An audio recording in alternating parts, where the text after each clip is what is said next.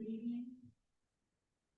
I'd like to call the meeting of the Pyrotecnico to order at 6 p.m. Clerk, please take the Councilmember Pasqua. Here. Councilmember Capaldi. Here.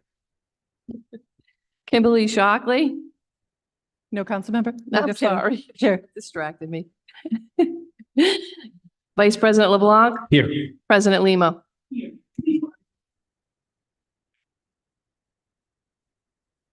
I pledge allegiance to the flag of the United States of America and to the republic for which it stands, one nation, under God, indivisible, with liberty and justice for all.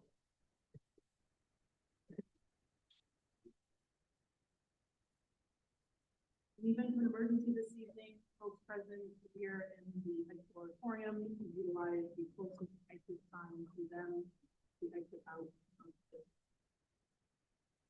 Now move on to meeting minutes from prior meetings.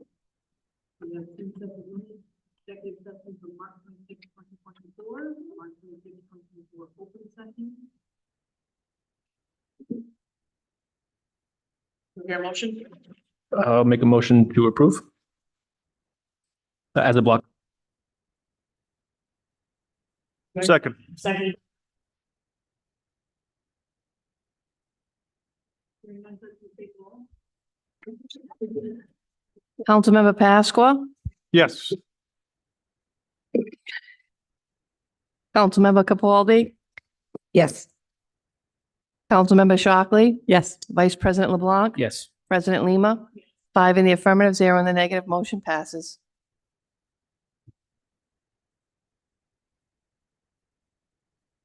I'll make the motion. Second. I did not. Councilmember Pasqua. Yes.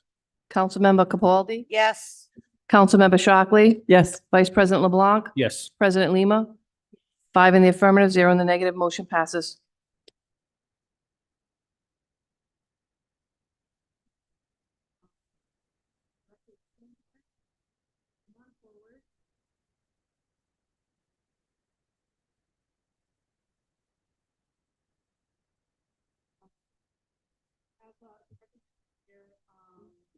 It's unfortunate for us, working town team, but, Director Weeden,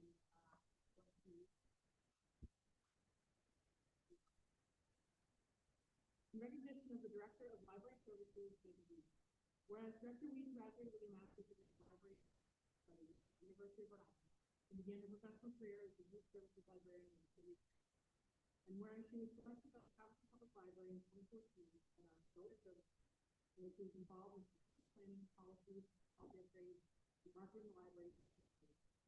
And whereas Director Weeden was then selected by the Board of Trustees to become the Director of Library Services, Town of Coventry, in which she has overseen the growth, development, and plus staff, along with a $1.2 million. And whereas her dedication and responsibility to the needs of our library community have endeared her to our patrons, the Coventry Library. And now therefore be it resolved by Hillary Weeden, President of the Town of Coventry, affirms that the Coventry Town Council recognizes tragedy 10 years of dedicated service to the residents of Coventry, and wishes the best of luck on his success. Town Director. In testimony whereof, and on behalf of the Honorable Council, I adjourn to set my hand and call to seal the town budget for 14th day. Again,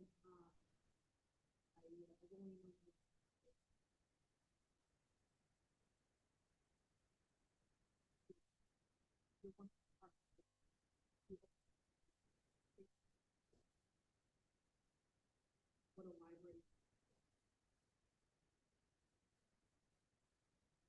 It was one of those things that was sad when I said that you were.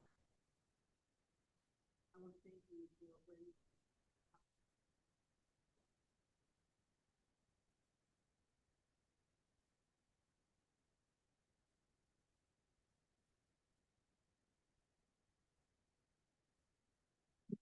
I just want to say thank you very much for recognizing my service tonight. It's bittersweet to be leaving. As I've truly enjoyed my time here, I've met so many great people along the way, and Thank you to the council for always supporting the library. I'm sure the trustees will leave it in good hands with the next director that they choose, but I've really enjoyed working with all of you. So thank you.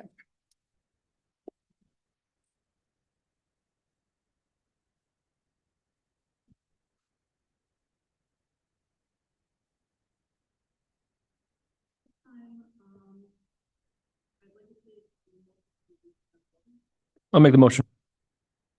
Second.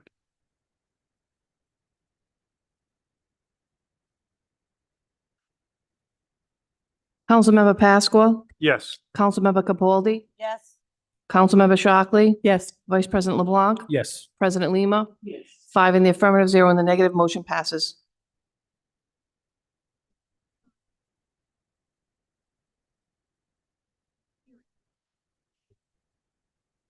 Make the motion. Second.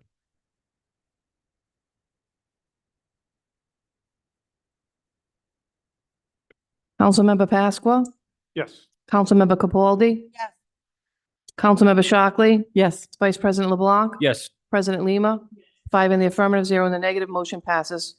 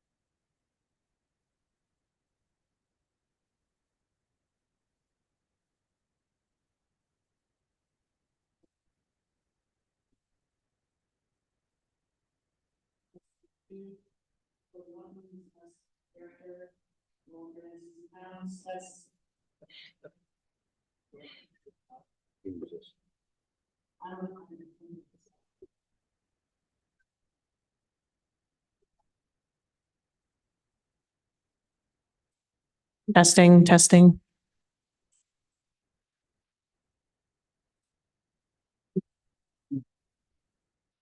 I guess. Okay, so again, any members of the public here for Chatel or Kaposi's?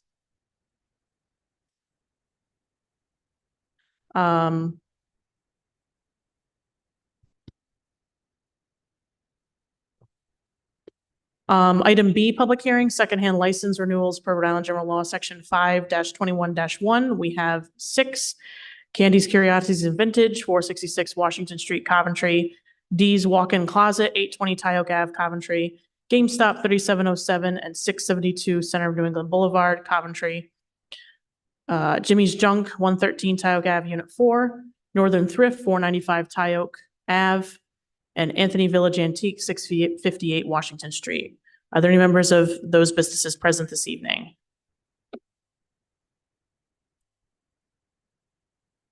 Any member of the public wish to speak on any of those license applications?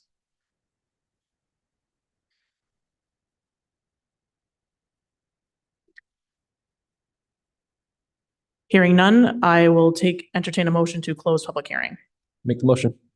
Motion by Vice President Blank, second by Councilman Pascal. Any discussion? Hearing none, clerk, please take the roll. Councilmember Pasqua, Yes. Councilmember Capaldi, Yes. Councilmember Shockley, Yes. Vice President LeBlanc, Yes. President Lima, Yes. 5 in the affirmative, 0 in the negative, motion passes.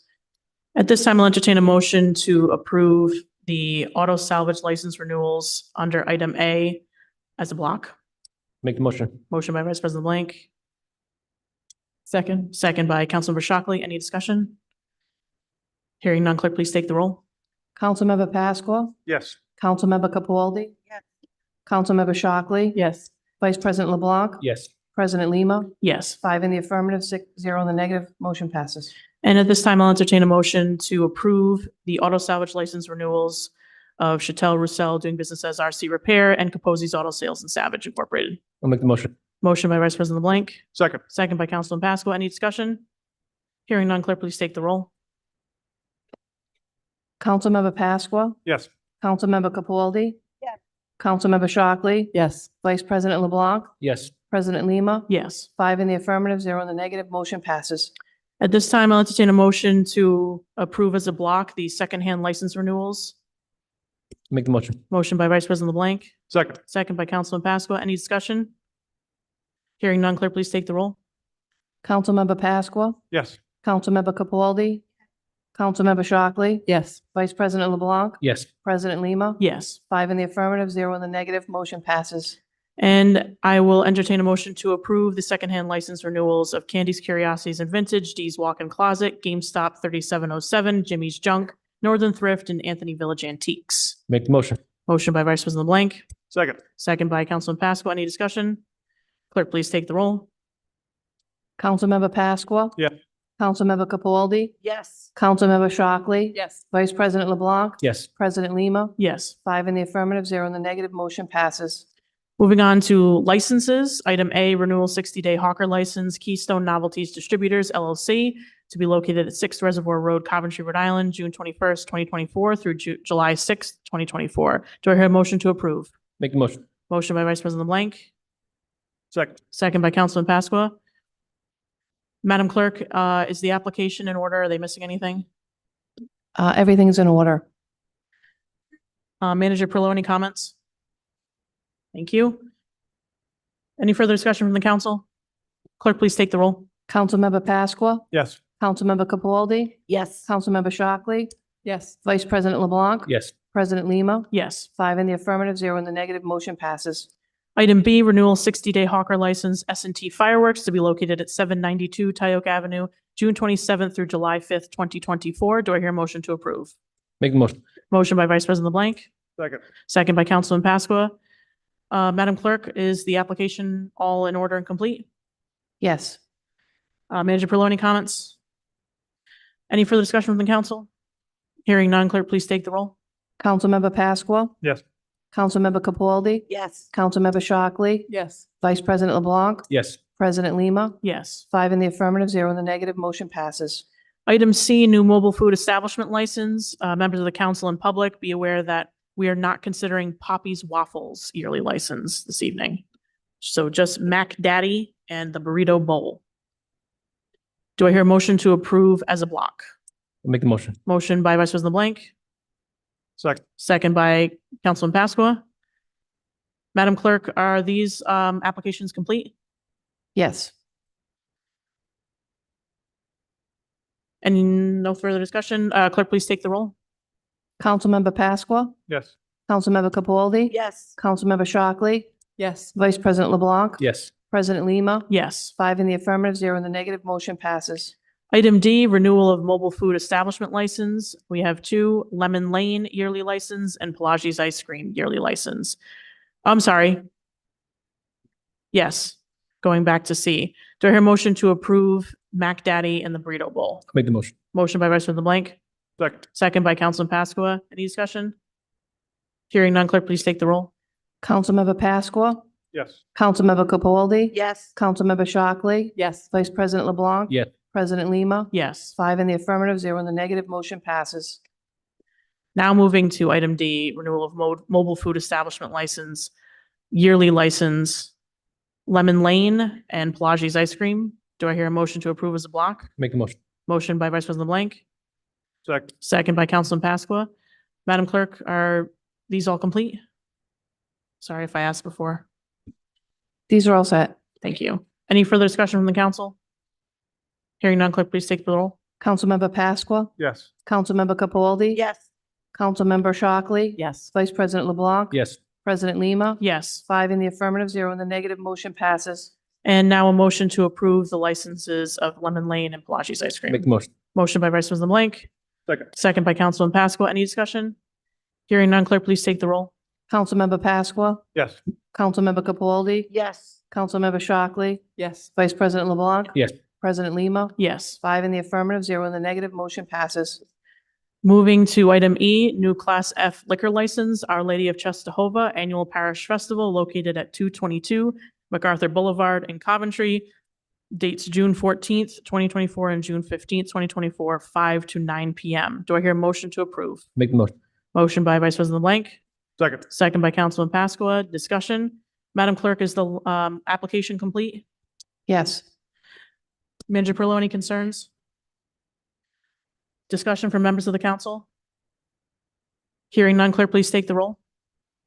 Councilmember Pasqua, Yes. Councilmember Capaldi, Yes. Councilmember Shockley, Yes. Vice President LeBlanc. Yes. President Lima. Yes. 5 in the affirmative, 0 in the negative, motion passes.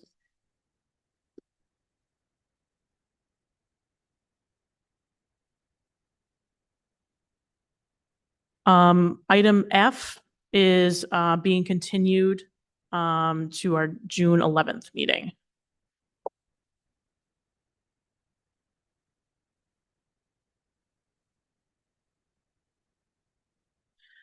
We are now going to move to report of the town manager, Daniel Parrillo.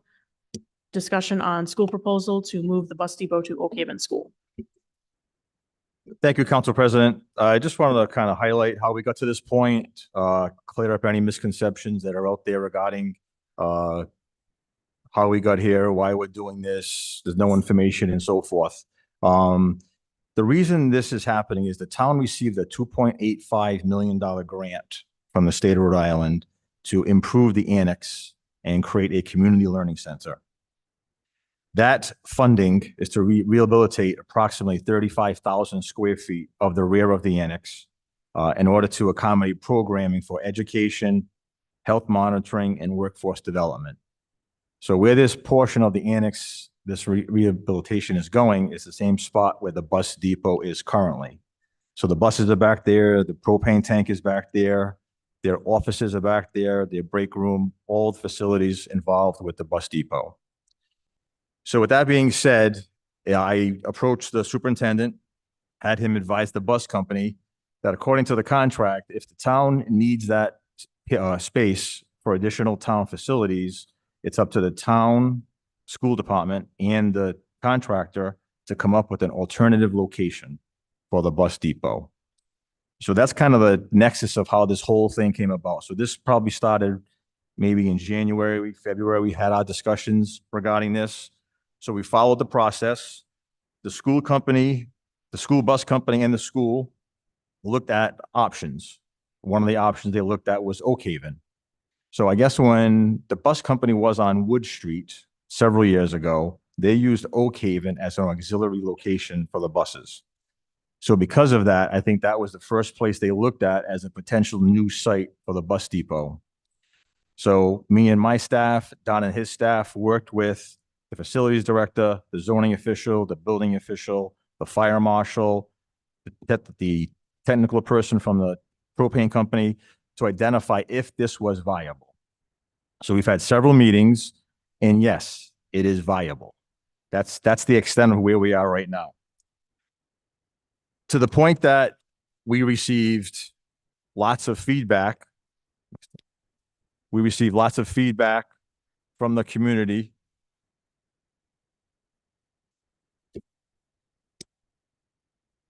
We decided to do, is it on, Cody?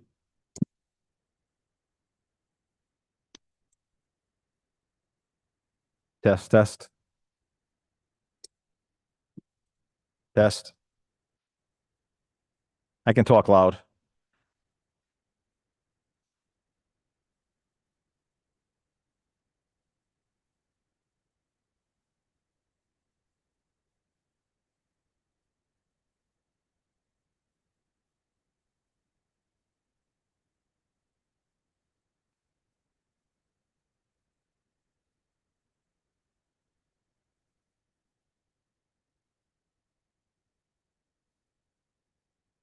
Test, test. Test, test. Okay. So we've done our due diligence in vetting Oak Haven as a possible location. With that being said, the deed was brought to our attention, and in researching the deed, it does look like there will be additional research needed to see if we can even put a company like the bus company into that school zone area. The deed is a little gray as to whether that's allowed or not. So there is more research to be done on that. With that being said, the council's gotten communication from all of you. Don's gotten communication from all of you. I've gotten communication from all of you that this is not the right spot for the the bus depot.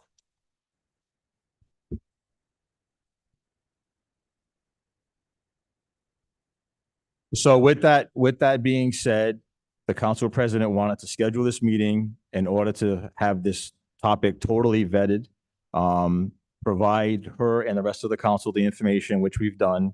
So at this point, we're looking for a recommendation from the council as to how to move forward.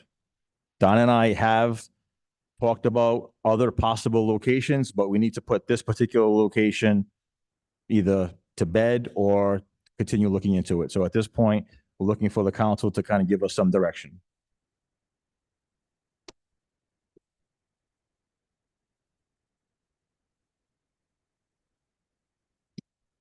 So I'll open it up to the council. We can go right down the line. The discussion should only be about Oak Haven as that's what's listed on the agenda. So, Councilman Capaldi?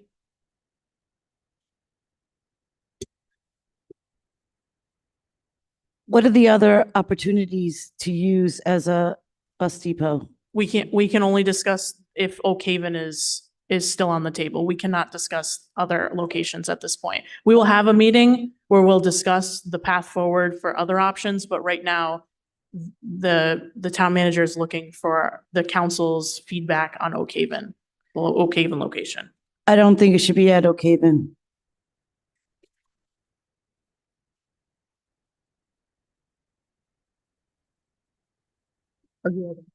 Councilmember Shockley? So has anything even been proposed to the council about this, or is this just something that got presented as an option at a meeting? So I don't really know what we're voting on. So there's no real vote this evening. This is, the etymology of this is I received many phone calls. I didn't even know about it. A constituent in Oak Haven actually brought it to my attention. That's when I called the town manager, and due to the volume of calls and the fact that the council didn't even know about this process, I had asked for it to be an agenda item so that there was a public discussion about where this stood. Well, I guess that's my point, is that if it wasn't ever proposed to us, then we're just giving our opinion. And in that case, I'd say, it sounds like Dan and Don have already discussed looking at alternate locations. Am I correct there, Mr. Parrillo? Yes. So it just seems like something that should be cut off of the topic of conversation. That's my only question. I feel as if nothing was ever made to a proposal to the level that it would go to the council as of now. So when it was on the agenda to discuss, I was a little confused. Councilman Pasqua. I'm very familiar with this area as it's a responsibility of mine in public safety. I'm very familiar with this area as it's a responsibility of mine in public safety, and putting that kind of traffic and congestion in that area is going to limit access to public safety apparatus going through to like Route 3 and Pembroke Lane. I really can't support something like this.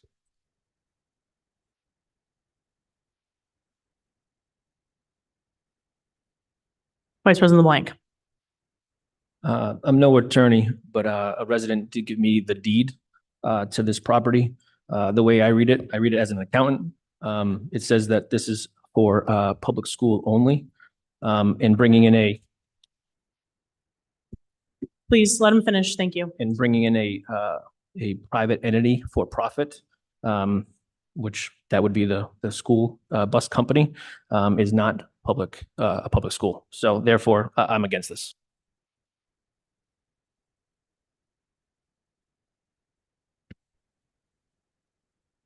So regardless of whether we have all the facts on the proposal or the legalities of the deed or the public safety aspect, it really isn't hard for me to empathize with the fact that dozens and dozens of school buses should not be traversing a residential neighborhood with children and families and elderly on a daily basis twice a day.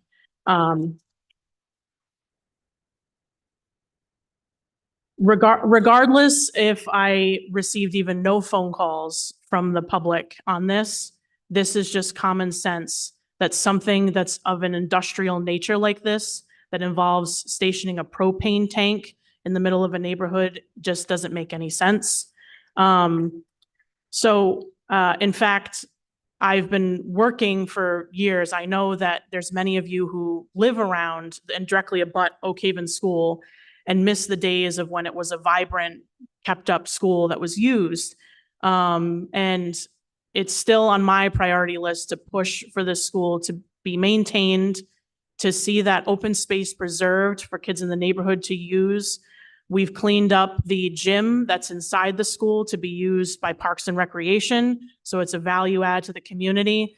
And as we continue to expand and look for more locations for playgrounds in the neighborhood, this one is on top of the list for District 4.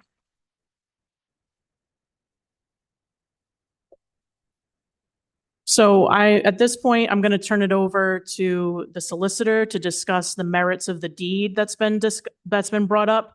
But in my opinion, I personally would not like to entertain any proposal for a bus depot that lists Oak Haven as an option.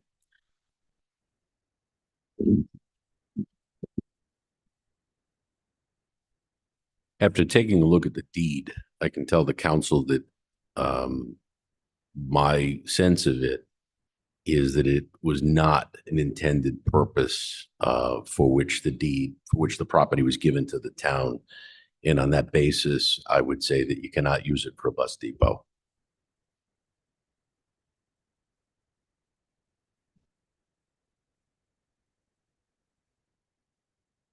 Manager Parrillo, do you have your answer?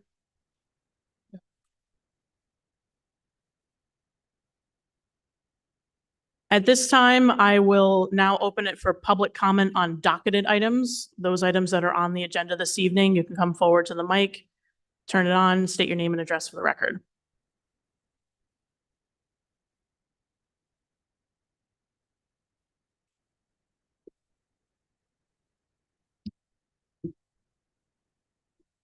Mark Lemoy, 34 Highland Drive, Coventry.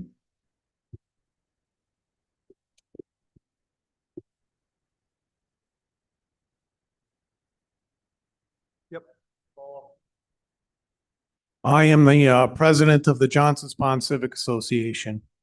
I've been up in front of this town council many times over the last 4 years. And don't take this the wrong way. As much as I like seeing you all, I hope this is the last time tonight. We're really hoping that the council moves forward on the ordinance for eminent domain. For all the reasons I listed at the last council meeting, I'm not gonna restate them. Economic, property values, environmental, the list goes on. It's a long list. I recognize the fact that for 4 years, this council has fought this issue, and I think everyone's come to the realization the only solution and the only way out of this is the support of eminent domain to take this for the town. This is the good for the entire town of Coventry. I'm hoping that so most of the residents and current membership that approach me and ask me questions, their biggest question is time frame if this does move forward. What is the process? What is the time frame? Town Manager Parrillo did a excellent explanation of the Oak Haven process. I'm hoping tonight or maybe coming forward in the future that we get some type of a look into the process of moving forward with this very, very important topic. Thank you very much.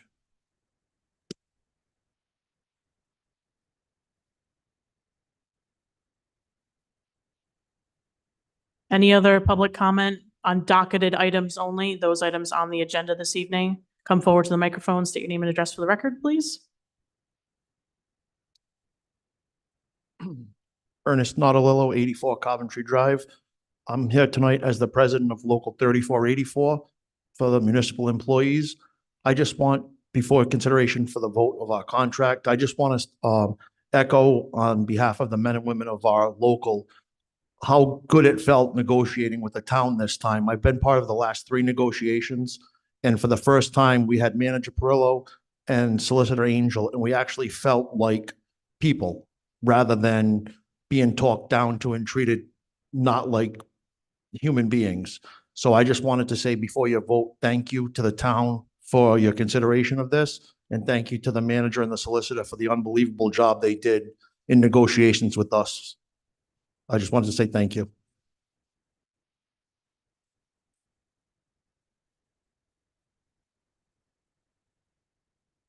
Public comment, docketed items, come forward to the microphone, state your name and address for the record. Those on the agenda only.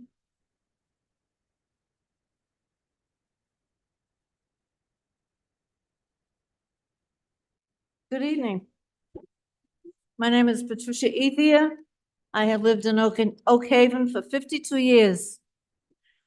The people in our neighborhood and in our district love our district the way it is.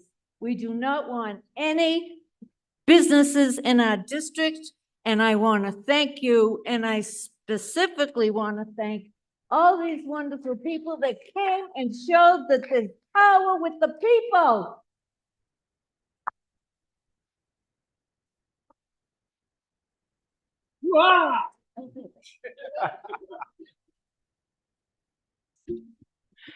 Good evening, members. My name is Representative Patricia Serpa, District 27. I've been representing West Warwick and Coventry for a number of years.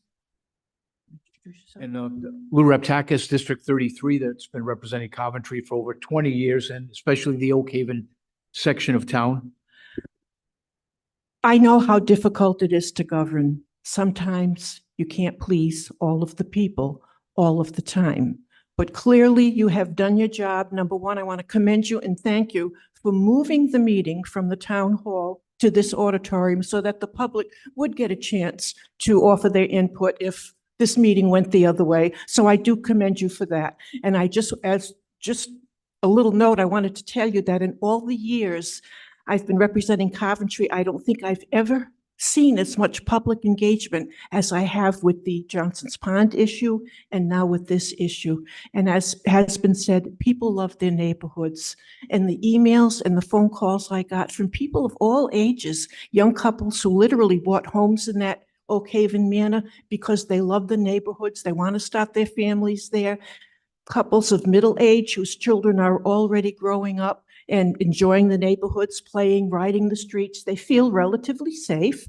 And then frankly, from senior citizens who've lived there for decades and decades, their children are out of the house and frankly, they're enjoying their peace and quiet. So to hear that you have no intentions of disrupting that, I thank you on behalf of the 8,400 residents in that 1 square mile that I learned from a constituent in an email. So you've made 8,400 residents very happy tonight. And I want to commend you for that. So thank you.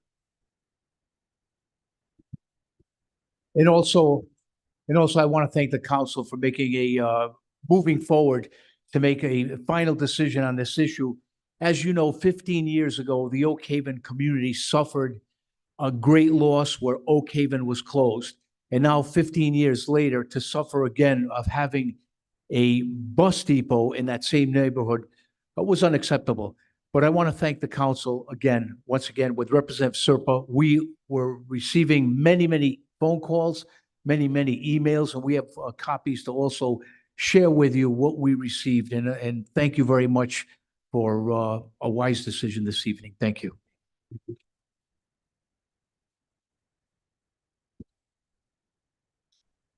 Public comment on docketed items. Come up to the microphone, state your name and address for the record. Going once. Oh. Yep, for a comment on docketed items, those on the agenda.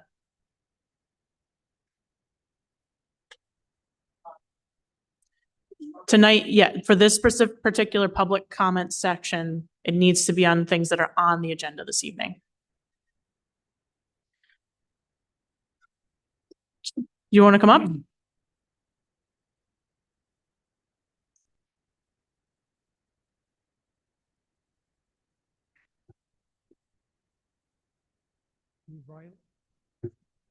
We there? Steve Riley, Coventry, Osprey Drive. I want to. Can you just speak into the microphone? Tough to hear you. I can. I just want to thank you folks for pursuing this resolution and now an ordinance. I would also like to caution you that I hope in the course of this process, which hasn't been defined, several people have noted that already, that you will pursue what is going on at a state level in the history of this, that I think factors into where you may go with this. It is my hope that I guess what I'd say is you guys have resorted to the home rule charter, and under the powers and duties, Article 3, you can make investigations. I know myself, if I talk to 5 people out here, I'm going to hear 5 different iterations of how we got into this mess and whose fault it was. I'm seeing last week where somebody's blaming you folks for selling the dam to Socia's in the first place. So there's a lot of misinformation out here. I've tried to identify the historical record. I hope that you'll continue to do that in your process. You can do that because you can make investigations.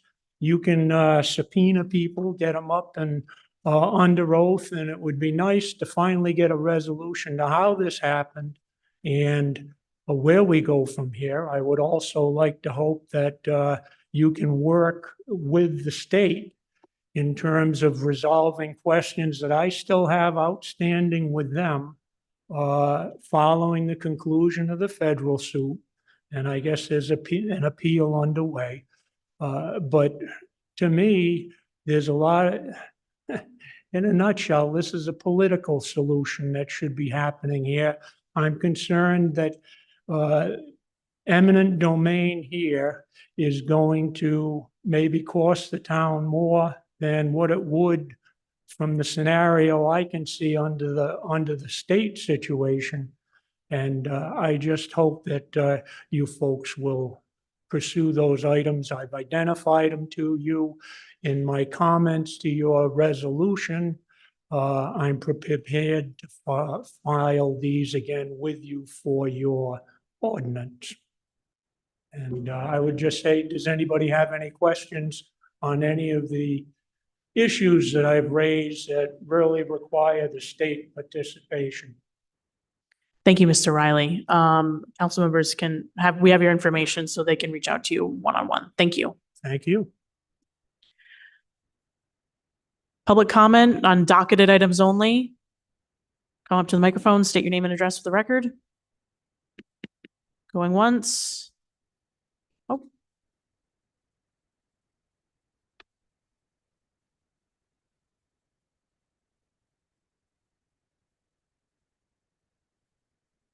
Hi there, I am Michaela.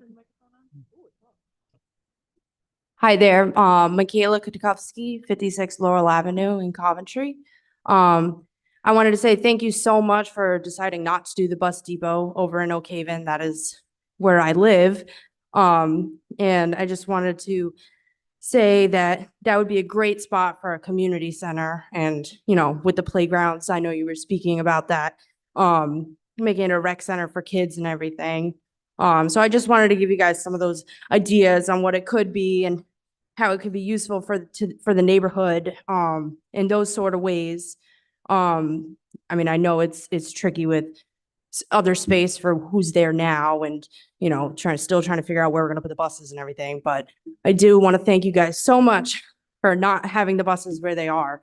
And it would really be a very amazing thing to have that turned into a park or a rec center again, you know, like a recreational center, or just, I mean, I don't think it would be able to be a school again, but you know, it would be perfect for the neighborhood. We don't have anything for the kids. There's no more teen center anymore over on Washington Street, you know, and I feel like something like that would be amazing for the community, especially over in our area for the elderly and for the younger kids. You know, there's a nursing home over in our area, and they just kind of walk the streets. They don't have anything to do. And then we have people with young children, like babies. You guys know all this stuff. You know, I don't have to explain all that, but you know, putting that playground in there, doing like maybe a baseball field or a basketball court, some swings or something, you know, all that stuff. That would be, I feel like that would be an amazing idea, you know, and of course, like I would volunteer to help out, and, you know, if anyone needed anything, you know, I just gave you my address, you know. I feel like those would be some good ideas if you guys wanted to take it into consideration, you know. Thank you. Thank you so much.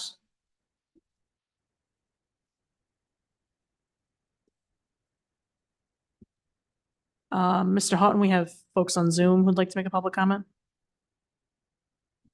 Can we hear them?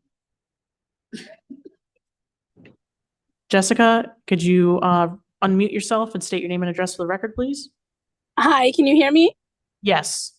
Hi, my name is Jessica Medeiros. I'm not from Coventry, so I'm not sure how this goes. I signed in a couple of minutes late, so I apologize. But I am on the docket today for an MFE to be able to operate my mobile food unit with the burrito bowl at one of the a summer block party, something going on there you have in the city. I've been working with some people in the town hall and with the paperwork and the fees and everything. And this was the last kind of piece to the puzzle, was to be there today. They told me I could do this Zoom, which I appreciate very much because I am in East Providence and traffic is crazy here with the bridge closure and everything else. So it makes it a little easier. I'm not sure if this is when I'm supposed to speak. So I apologize if it's not. You can just kind of guide me if I'm speaking at the wrong time. Thank you. Jessica, guess what? You're approved, so you're all set. Oh, enjoy your evening. Great. Thank you so much. Have a great night, folks. Hope to see you all out there that day. You're all set. Next, Mr. Houghton. Anthony, please unmute yourself and state your name and address for the record. Anthony Nautilillo, 10 Colby Drive. As a resident of Oak Haven for the last 38 years in the same house, I would just like to say thank you to the entire council for deciding not to pursue the option of the bus depot at Oak Haven Elementary. I would also like to propose a possibility of something to consider.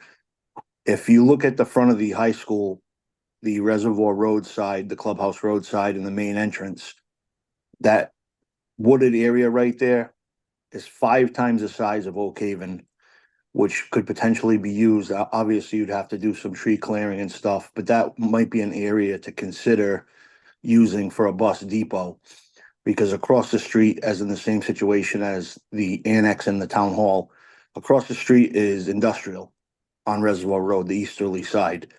So you could just take that one spot and make that industrial versus plopping it somewhere in a residential neighborhood. So I just wanted to give that suggestion to the council and to Manager Parrillo as well. And again, thank you. Thank you very much. Any others on Zoom? Last call, public comment on docketed items only. Come to the microphone, just state your name and address for the record.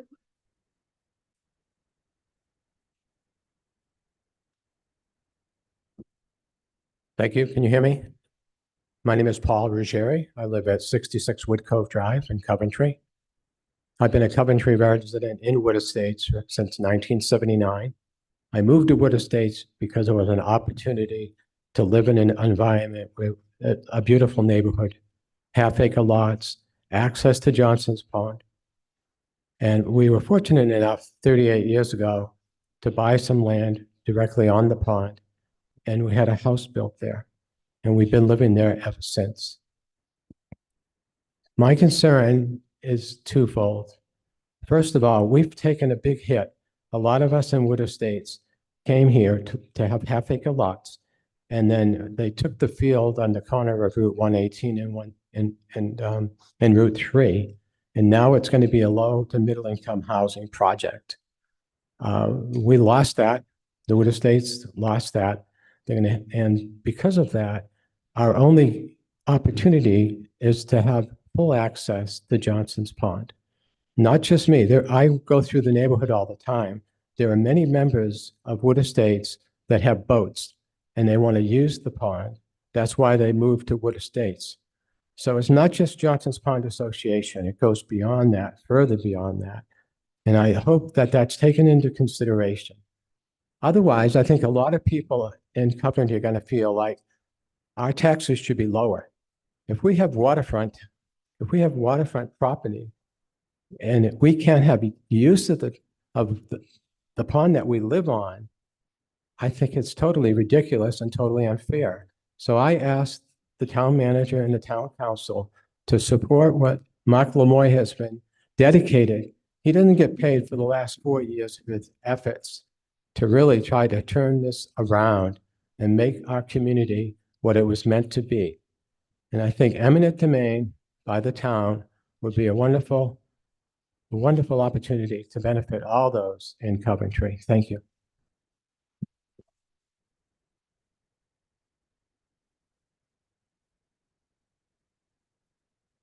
I just want to remind folks that the ordinance is up for public hearing, which involves the opportunity to come up to the microphone and speak on it. So just wanted to put that out there. Any additional public comment on docketed items? Just come forward to the microphone, state your name and address for the record. Docketed items, those that are on our agenda this evening. Good evening, Earl Faria, 4 Red Coach Drive, Coventry. Like the last person, I've been a resident of Coventry since 1978. I also echo the sentiments of Mr. Lamoy here, who has worked tirelessly for 4 years, both with you, with the state, and I've testified in front of the state on this issue.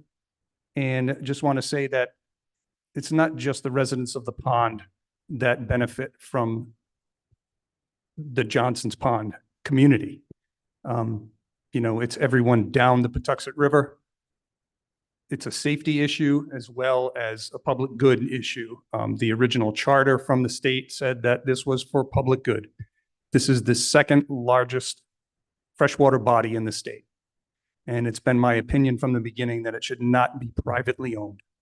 It should be managed by a town, by the public, and I fully support a dam district and public use, especially down the Patuxent River and the pond itself. This is a benefit to everyone in the town. The 2 campgrounds that are on there bring in a lot of business during the summer, spring, and fall throughout the town. And I also I've written to all of you several times. And lastly, just want to reiterate my thanks to the entire council and the solicitor and the manager for their work over these years with this problem. I know you have everyone's best interests at heart, and I'm sure you will come to the right conclusion. Thank you.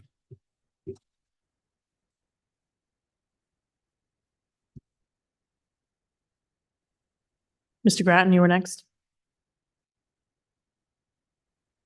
Good evening, Michael Grattan, 94 Wisteria Drive, Coventry. I just want to briefly say to all of you, thank you for all your hard work regarding this. I stand in support of the efforts that are in the ordinance and looking forward to seeing how all that plans out. But particularly for the public that showed up and for the people that have written and have gotten involved, this is how government works. We get involved and your voices are being heard. I think that's great. This council has probably taken a lot of heat for a lot of things that they inherited over the years that they're now trying to fix. So I've found you all to be very forthcoming with any information. And I do appreciate that. I'm sure the town owes you a debt of thanks for tackling a very hard issue, many hard issues, and not kicking them down the road. So I just want to stand in support of that. And I'm looking forward to see how this all pans out. Thank you.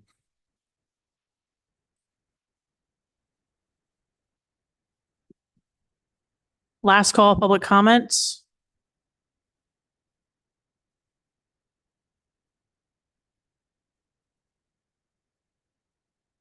All right, it's already on. Corey Levake, 280 Hill Farm Road. I just want to thank you guys for working so hard. I know I'm relatively new resident to the pond and to the town. Congratulations, Oak Haven area. I've always tried to be a really good neighbor, no matter where I lived, and this community really makes me feel like a part of it. And I've always reached out when the water levels were low to help people out, get their boats out so they wouldn't get damaged or anything like that. And I just want to thank you, and let's take our pond back.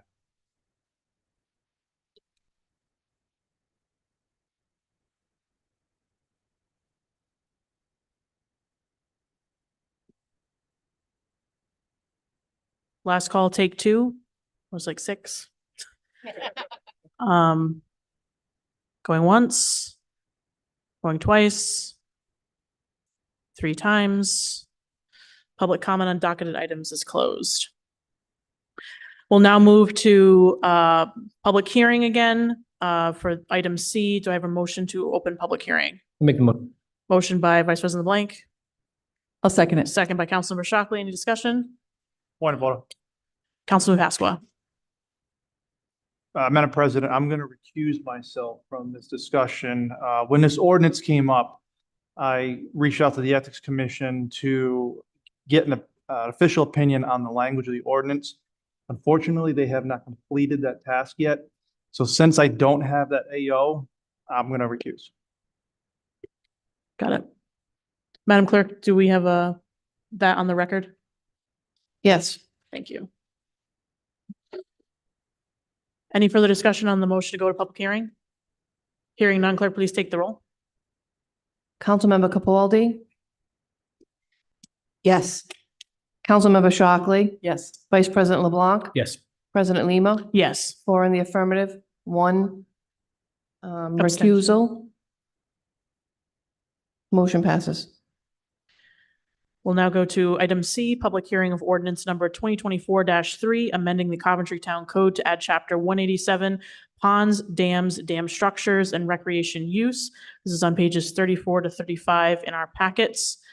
The first reading of this was a week ago today. Mr. Solicitor, any comments before? You'll notice the ordinance that's in your package reflects the correction of 2 Scribner's errors, 3 actually. The first one is on line 6. The word ordinances, there was a typographical error. The others are on line 67. There was a typo in that line. It was corrected. And line 79, the section number was incorrect, and that was corrected. That's it. Those are just Scribner's errors.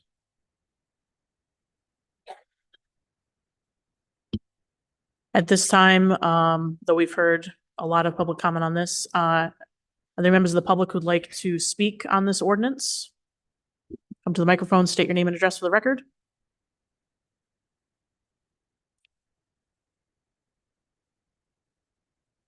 Going once. Anybody on Zoom? Mr. Houghton? Right. Going once. Going twice. 3 times. At this time, I'll entertain a motion to close public hearing. I'll make the motion. Motion by Vice President Blank, Second it. second by Councilmember Shockley. Any discussion? Clerk, please take the roll. Councilmember Capaldi, Yes. Councilmember Shockley, Yes. Vice President LeBlanc, Yes. President Lima, Yes. 4 in the affirmative, 0 in the negative, motion passes. At this time, I'll entertain a motion to approve the amendment of the Coventry Town Code to add chapter 187 ponds, dams, dam structures, and recreation use, ordinance number 2024-3. I'll make the motion. Motion by Vice President Blank, I'll second it. second by Councilmember Shockley. Any discussion from members of the council? Councilmember Shockley. Can I just ask for the public, once this, if this is approved, what does this enable us to do immediately? What other steps might need to be made? Can we discuss that during this time?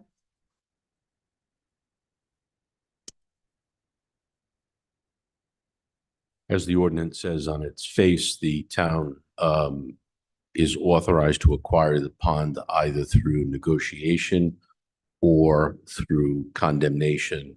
What that legal process is, it is a legal process. It is a lawsuit. So I will not be discussing that in open session. Councilmember Shockley, any other questions? I think so, but I don't think they can be answered right now. It sounds like from the answer that I was given. Fair enough. Any other discussion from members of the council? Hearing none, clerk, please take the roll. Councilmember Capaldi, Yes. Councilmember Shockley, Yes. Vice President LeBlanc, Yes. President Lima, Yes.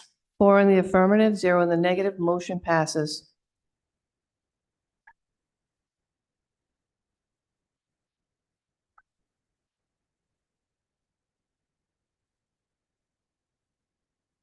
We'll now move on to report of other town officers and officials.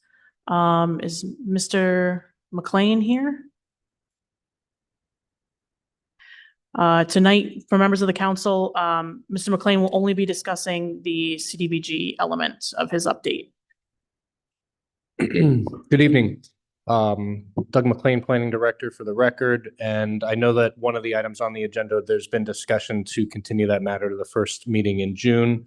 That is the Community Septic Loan Program. So really, I just wanted to have the opportunity to introduce Jerry Manning, who is our CDBG Program Manager.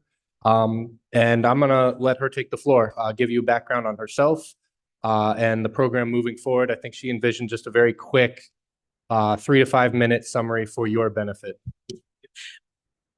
Can we just wait a couple minutes as Yeah. people file out? If people could just file out quietly and reserve conversation for outside, that'd be great. Thank you. You want to give it a little bit? Yeah.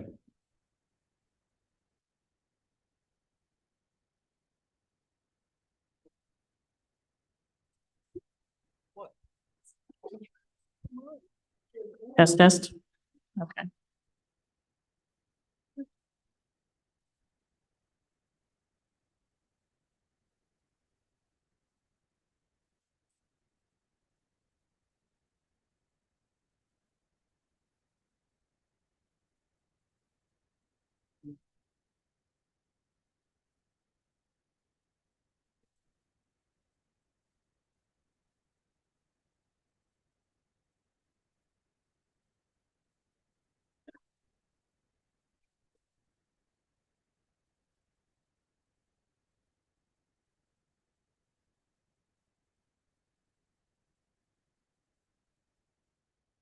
All right, if you want to go ahead.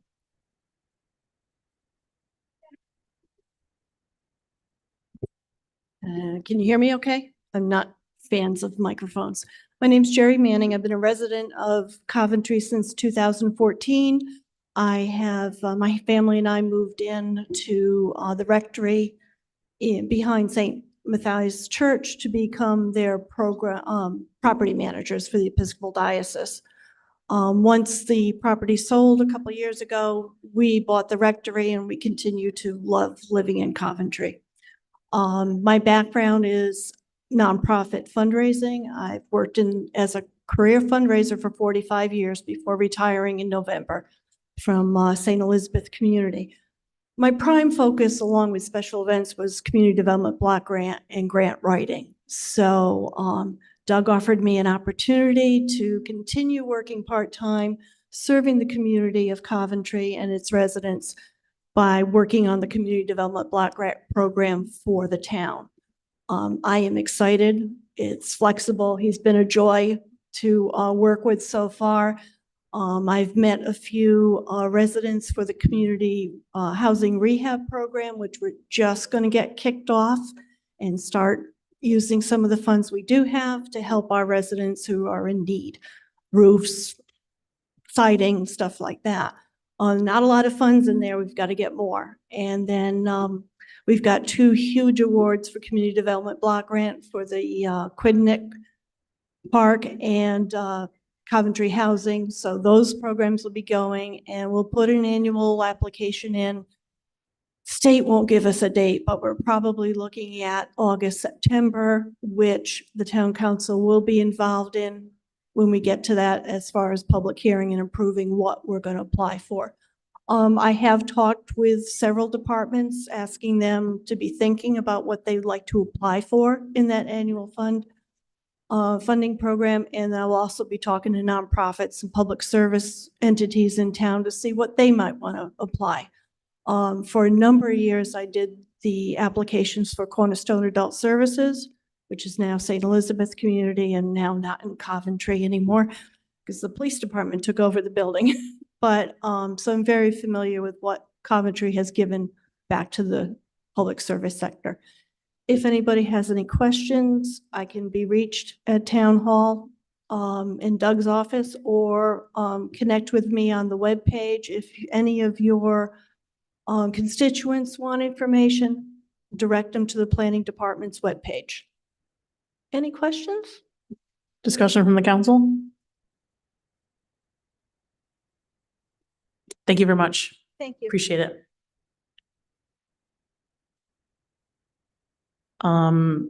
So you heard from Mr. McLean, we are going to be continuing Resolution C, item C, Resolution 2024-41 to our June 11th meeting.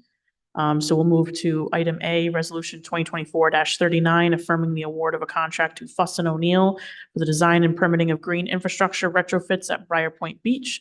This is pages 52 to 66 in our packets. Do I hear a motion to approve the resolution? I'll make a motion. Motion by Vice President LeBlanc. Second. Second by Councilman Pascoe. Discussion. Assistant Manager Broadbent. Good evening, Madam President, members of the council, Maria Broadbent, Assistant Town Manager. The contract before you is the work to be completed under the $100,000 grant that we received to look at possibilities for green infrastructure to improve bacteria issues on Lake Tioga and some water quality issues there. So we've been awarded $100,000, and that'll go to Fuss and O'Neill. There's some in-kind services that we'll provide in addition to that. And the design of the project should take about 6 months, and it's going to include 2 community engagement meetings so that we can get the opinion of the folks in the neighborhood for what they'd like to see there, and also to educate folks on water quality issues. And we've had some great success working with folks from the different ponds across town that have been participating in a design project that we had for Upper Dam Pond. So we want to use some of the same idea to involve folks from other pond areas so that they can get involved in this project, and not so much for their input, because it's really a neighborhood issue, but to learn about the process and to be able to make it so that we can expand it to do some of this work in other areas of town. And that's it. Questions, discussion from members of the council? This was the check that was the same size as you that we got from the State House? That's it. The same. Vice President LeBlanc. Just a quick question. It requires 12.5 in funding, and then 12.5 in-kind match. Where's the 12.5 coming from on the town side? Manager Parrillo, where is the match coming from for this that's mentioned in the resolution? I would assume from the revolving capital fund. Revolving capital fund. Yes. Okay, thanks. Any further discussion from the council? Councilor Shockley? I'm not sure I have the numbers right. So we were awarded $100,000. That's right. We have to put 12,500 in addition. And then there's in-kind services, but the contract is for $100,000. So what's the additional $12,500 go to? Because they had a 25% match. So we got $100,000 from the Rhode Island Infrastructure Bank, our grant award, the big check. Mhm. And then the other 25,000 is what we have to put forward as our 25%. So the total project cost is 125,000. Oh, okay, because that's not how the contract read. That's where I got confused. It gave a total of $100,000. Which the $100,000 will be the award and the amount that's paid to Fuss and O'Neill for their work. I'm still a little lost on the additional $12,500. Where is that going? Because it's not broken down in the. It's broken down in the grant contract and not Fuss and O'Neill. So Fuss and O'Neill contract that you're considering tonight is just for the money paid to them, which is the money from the grant. So Fuss and O'Neill will get $100,000, and then we will also do $25,000 worth. Gotcha. So that in $12,500 is work we're doing on top of what, I understood the in-kind That's right. services there, but okay, perfect. Thank you. Every grant is different. Sometimes when they say it's a 25% match, you think you're getting 75,000 and you're paying 25. This one's you're getting 100,000 and we're paying 25. So that's what it is. And the other good thing about this project is it puts us in a really good position to get grants to do the actual work. So this is the design work for that area around Briar Point Beach. But once we have a design done and the permits, at a level that we can send them to DEM, we'll be in great position to get grants to get this project built. Any further council discussion? Hearing none, clerk, please take the roll. Councilmember Pasqua. Yes. Oh, sorry, Councilmember Capaldi. Yes. Councilmember Shockley. Yes. Vice President LeBlanc. Yes. President Lima. Yes. 5 in the affirmative, 0 in the negative. Motion passes. We're now going Thank to you. move to introduction of new matters before the council, presentation of CLA Clifton Larson Allen LLP on the FY22 audit. Mr. Houghton, do we have them available as a presenter?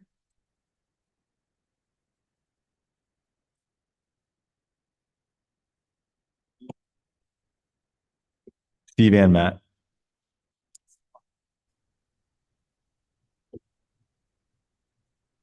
No, it's FY22. There's in the 3. Matt? Yep, can you hear me? Yes, we can. Great. Good evening, everyone. My name is Matt Godino. I'm a principal here at Clifton Larson Allen, and I'm here to discuss the 2022 audit of the Town of Coventry. We prepared a brief presentation, which I believe you all have a copy of in front of you. So in the interest of time, I'm just going to jump right in. The first page is a disclaimer we attach to all our presentations, so I'm going to skip past that and move to our agenda on page 3. Tonight, we'll talk about the current status of the audit, followed by the audit scope and our reporting results. We have some financial highlights to discuss, and then we'll finish with some items that we're required to communicate to you at the conclusion of our audit. So moving to page 4, audit status. Our audit is largely complete at this point. We've prepared a draft of the financial statements, which you should have received last week. We're currently working with the finance director, Mr. Savetti, to hash out any questions or potential changes that may need to be made. In the meantime, at CLA, we've submitted the audit to our technical review team. This is a required step for any audit. I expect their review to be complete in a number of days, at which point we should be cleared to issue pending any questions that they have and the few open items I have listed below. The MTP2 schedules are something that comes from the state of Rhode Island after a reconciliation process with the town and the school department. My understanding is that process is already underway, so I have no reason to believe that will cause any significant delay. The legal letter is a request we make to the town solicitor just to make sure there's no legal liabilities that need to be recorded that haven't been already. And lastly, the management rep letter is just a document at the end of the audit that we will send to the finance director and town manager for signature, as well as some representatives from the school department. But I don't envision any of these really causing any significant delays. Moving to page 5, audit scope. We perform our audit under 2 sets of standards. The first is generally accepted auditing standards, and this covers the financial statements themselves. The second set of standards is generally accepted governmental auditing standards, and this deals primarily with the town's internal controls and compliance with laws, regulations, contracts, grants, etc. Moving to page 6, we have our results. So under generally accepted auditing standards, we are issuing an unmodified opinion on the financials. So this is commonly referred to as a clean audit opinion, and this is the best outcome that you can get for an audit. Under generally accepted governmental auditing standards, we did identify some internal control matters and some instances of noncompliance. And I'm going to ask my colleague Steve Gross to come on and provide some background and detail on those.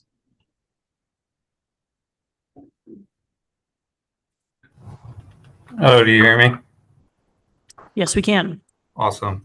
So we issued a report under generally accepted governmental auditing standards, and those findings, we had unfortunately a handful of findings. So for the town, there was material weaknesses, and there's two material weaknesses. One was related to restatements, and those restatements were identified by management for prior period adjustments that need to be made to the financials. The second material weakness is related to the sewer assets. This isn't a new material weakness. This was also a material weakness in the last audit as well. This relates to the business type activities, which is the sewer fund, and that there is no capital asset listing that identifies what that balance is made up of. And then this year, there's new significant deficiencies. So there's two of them. They're both related to the ARPA fund that we tested under the single audit. The first one is procurement. The town's purchasing policy isn't in line with uniform guidance. And then the second significant deficiency is related to suspension and debarment, which is the town doesn't have a policy or procedures related to making sure that vendors that are disbarred from receiving federal funds are marked as ineligible for that funding. For the school, there was two material weaknesses as well. One is related to restatements for prior period adjustments. And the second one is related to adjusting journal entries that were made by COA related to cutoff of liabilities that were recorded, that should have been recorded at year end, but were recorded in a future period. And then there was a significant deficiency as well. This was also a prior period comment that we had, and it relates to procurement, which is the same as the town, and that their procurement policy is not in line with uniform guidance. The next step is the report on compliance with laws, regulation, and contracts and grants. We noted one instance of noncompliance, and this is the result of the negative fund deficit in the school unrestricted fund. Moving to the next page, 7. For the federal single audit, there was $7.1 million of federal awards that were expended during the year of fiscal year 22. We tested 3 major programs. 2 of them were COVID related, which were the ESSER funds, as well as the ARPA funds. And we tested child nutrition cluster for coverage. The results of those were also stated on the previous slide, which is the findings related to both child nutrition and ARPA for procurement and suspension and debarment. And then moving to page 8, Matt can pick it up from there.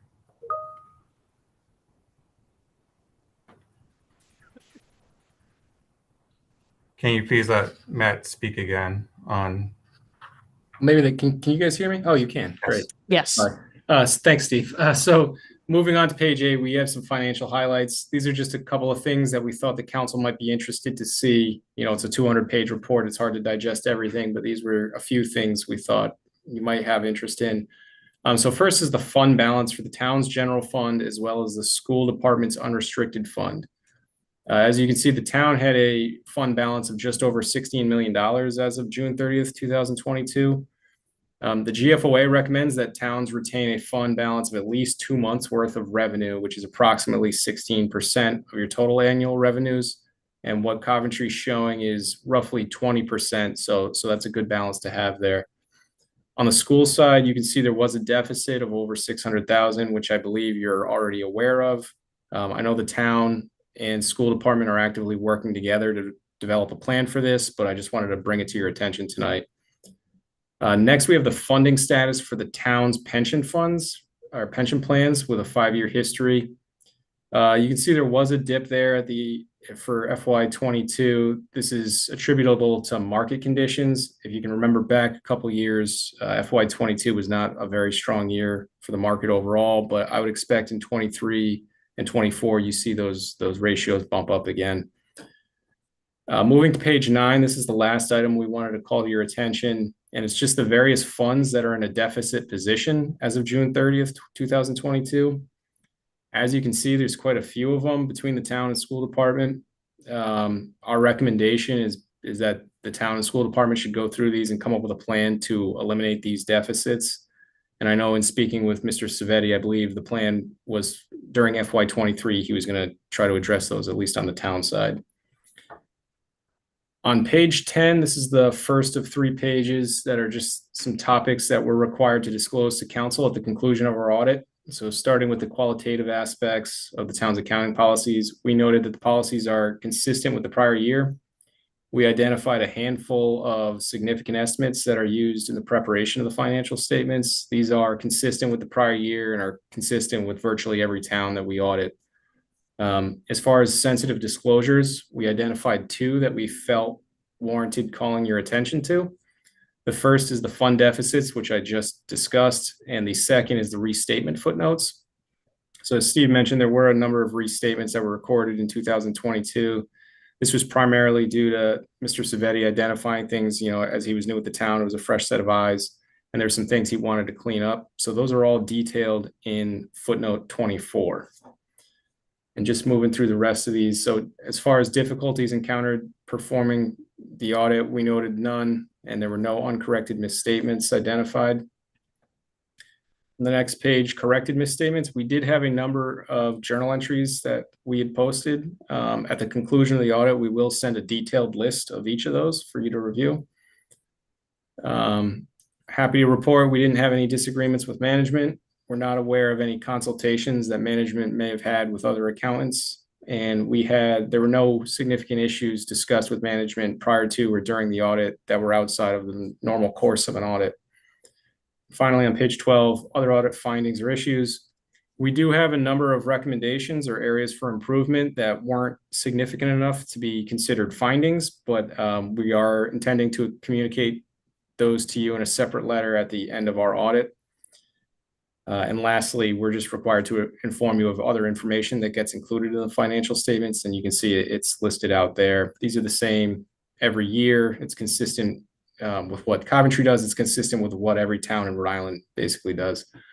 And then just the last slide is just our contact information. If you have any questions or want to get in touch in the future, if there's questions now, we'll do our best to answer them for you. But that's what we had for tonight. Mr. Savetti, did you have anything to add at the microphone?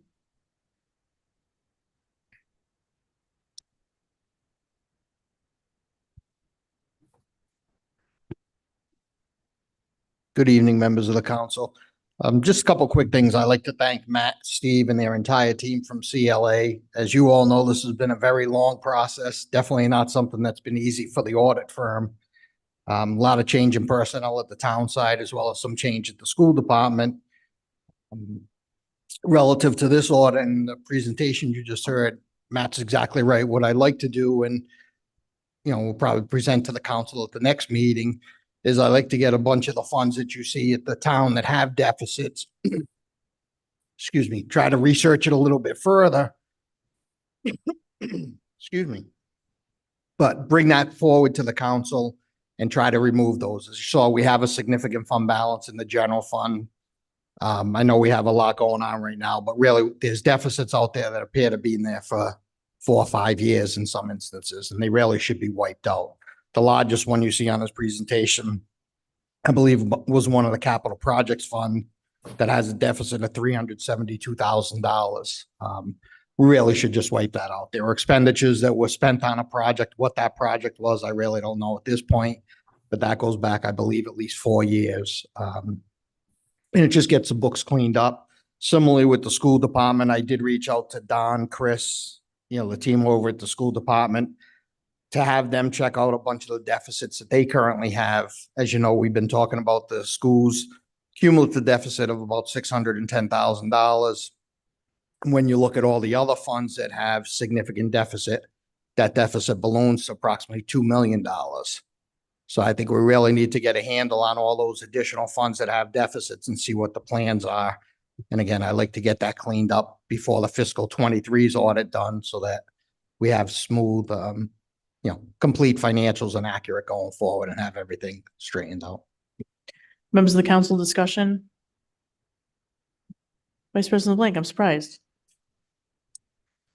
Well, first, I want to thank CLA and our finance director for getting at least FY '22 done. I was hoping that we were going to get a surprise and get FY '23 at the same time, but that didn't happen. Mr. Gardino, this is kind of a rhetorical question, but it's more so for anybody listening to this conversation and for the council because it was not in the packet. But can you just answer one simple question for me? Is it better to have more assets or more liabilities? All of my training has said more assets. Thank you, sir. Can you just let the public know and the council know what the total assets and deferred outflows of resources were at at June 30th of '22? If you give me one moment, I can, yeah.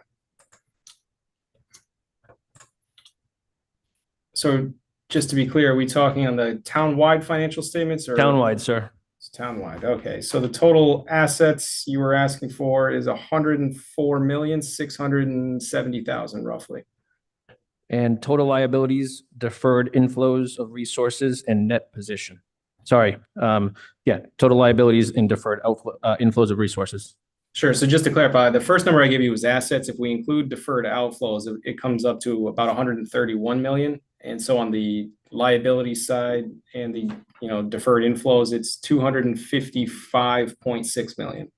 And what that means is that our liabilities exceed our assets by 124 million. Is that correct? Yes. Thank you. So that's essentially for the public. That means that our credit cards are more than our actual bank account, which is never a good thing. And I guess while I have CLA on the line, again, for the public's knowledge, can you just help us understand why the FY '22 financial statements are past due by 17 months, the legal deadline, which was December 31st of 2022? I can provide some context. I think a large part of it was just the turnover at the finance director position and the timing of that. I wasn't involved in the FY '21 audit, but my understanding is your prior finance director left, I believe, in January of '21. So, sorry, '22. So right in the middle of the year, or was it '23? December of '22. Okay. Which was right around the time that audit should have been concluding, but I think with her, foot out the door, probably wasn't preparing for that audit to be completed. And then bringing somebody new in, I think you guys have Mr. Savetti's fantastic. He's I don't know if there's anybody more qualified in the state. I think it just takes a lot of time to get your feet under you and to research some of the things that he was walking into, and that certainly takes time. I know he has a job outside of preparing our audit, right? A finance director has duties that they need to do. And so I think just those things in culmination are probably why it has taken so long. Thank you, sir. Sure. Councilmember Shockley. Once again, thank you for all the work that you've put in. We really do appreciate it. I want to go back to Mr. LeBlanc's question about assets versus liabilities, because I don't know how it typically works or should work. Are most municipalities even, or do they have more assets than liabilities? No, this is a pretty common position to be in, and the biggest reasons are the pension and OPEB plans. Generally speaking, those are typically severely underfunded, and as a result, your projected liability, which is an estimate that an actuary comes up with, those generally exceed whatever assets the town has set aside in a trust, if anything. But no, this is not an uncommon position to be in. Okay, yeah, I just wanted to check because I agree that your credit card shouldn't be more than your bank account, but your mortgage maybe is, just to equate it to a house. So I guess I would be looking, Mr. Savetti, how we compare to other towns in that category, if it's something we should really be worried about and looking into a plan to fix or make more level, or if we should feel comfortable on certain things that I think from anyone's first glance would seem like a very high difference. Yeah, so I think as Matt just mentioned, big issue with the liabilities, the items related to the pensions. So you have your deferred inflows related to pensions, deferred outflows, those obligations as well. So that does exist in many communities. I think what you can look at in the town of Coventry is annually funding the actually determined contribution. So as long as we're funding what the actuary recommends, we're gonna continue to improve those plans. Obviously, there was a change, I believe, back in 2013 where the town went to an ICMA plan, so a defined contribution versus defined benefit. So one of the things that we start running into now is more people retire that are under that defined benefit plan. That actually determined contribution is going to keep going up. The other item that you have is, the assets under the government-wide financial statements, those assets get depreciated. And this town hasn't been making a lot of investments into assets. So with, a lot of patchwork, repairs and maintenance, but we don't have a lot of significant improvements that go on there that increase the value. So it is a little upside down, I would say, to some extent, when you look at the payables plus the, long-term obligations we have, where you have your bonded debt, but you also have compensated absence, which again is an estimate on here that it's a liability for the vested vacation and sick time that employees have that we have to estimate what that cost is. So I think just trying to continue to budget properly, invest in infrastructure, invest in the assets, and continue to maintain the contributions to the pension plans and OPEB plans. As you may recall, the town did create an OPEB trust fund in fiscal 2024. So we're going to start funding that. We did have a line item in the budget you just approved, the 100,000 to go into there. It's a small amount, but at least something's going into it. And the more we can continue to try to put into that OPEB trust fund, it would reduce some of these unfunded obligations. Vice President LeBlanc. Just to follow up to that comment, I do know our debt is actually discussed in our credit rating. So the more debt that we have, the worse credit rating we have and the more interest we pay. That's number one. Number two, reviewing all of the towns and cities in Rhode Island for the 2021 financial statements. I just like to clarify, because it sounds like all towns in Rhode Island have a negative net position.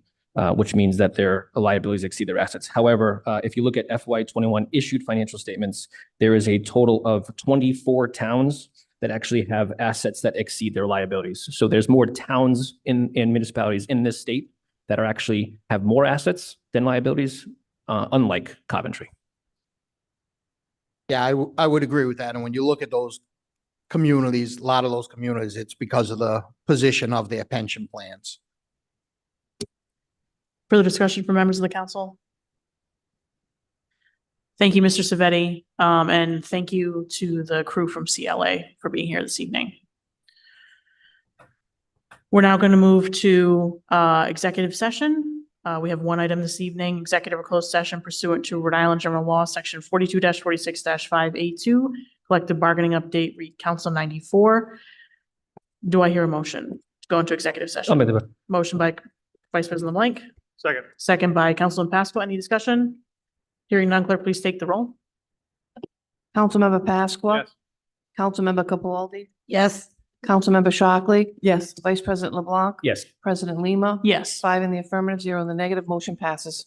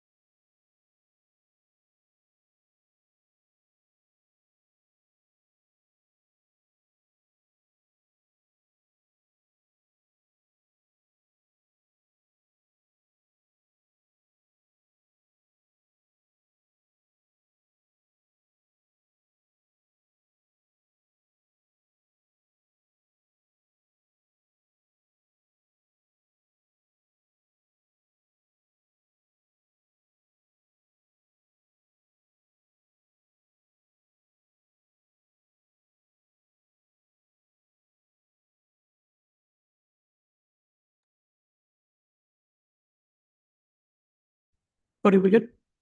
Joanne, you good? All right, at this time, I will seek a motion to come out of executive session. Make the motion. Motion by Vice President LeBlanc, Second. second by Councilman Pasqua. Any discussion? Clerk, please take the roll. Councilmember Pasqua, Yep. Councilmember Capaldi, Yes. Councilmember Shockley, Yes. Vice President LeBlanc, Yes. President Lima, Yes. 5 in the affirmative, 0 in the negative, motion passes. Could I have a motion to seal the minutes of executive session? I'll make the motion. Motion by Vice President LeBlanc, Second. second by Councilmember Shockley. Any discussion? Clerk, please take the roll. Councilmember Pasqua, Yes. Councilmember Capaldi, Yes. Councilmember Shockley, Yes. Vice President LeBlanc, Yes. President Lima, Yes. 5 in the affirmative, 0 in the negative, motion passes. Members of the public, the council met in executive session pursuant to Rhode Island General Law, Section 42-46-5A2, recollective bargaining update of Council 94. A discussion was had, no votes were taken. We'll now move to resolutions of the council. Item B, Resolution 2024-40 to ratify a 3-year Council 94 contract, pages 67 to 121 in your packet. Do I hear a motion to approve the resolution? I'll make the motion. Motion by Vice President LeBlanc, Second. second by Councilman Pasqua. Discussion? Manager Parrillo, any comments? Just want to thank the council, thank Council 94 for the negotiations, very fruitful, and I'll look forward to working with them for the next 3 years. Any discussion from members of the council? Hearing none, clerk, please take the roll. Councilmember Pasqua, Yes. Councilmember Capaldi, Councilmember Shockley, Yes. Vice President LeBlanc, Yes. President Lima, Yes. 5 in the affirmative, 0 in the negative, motion passes. We'll now move to public comment for undocketed items. Please come to the microphone, state your name and address for the record.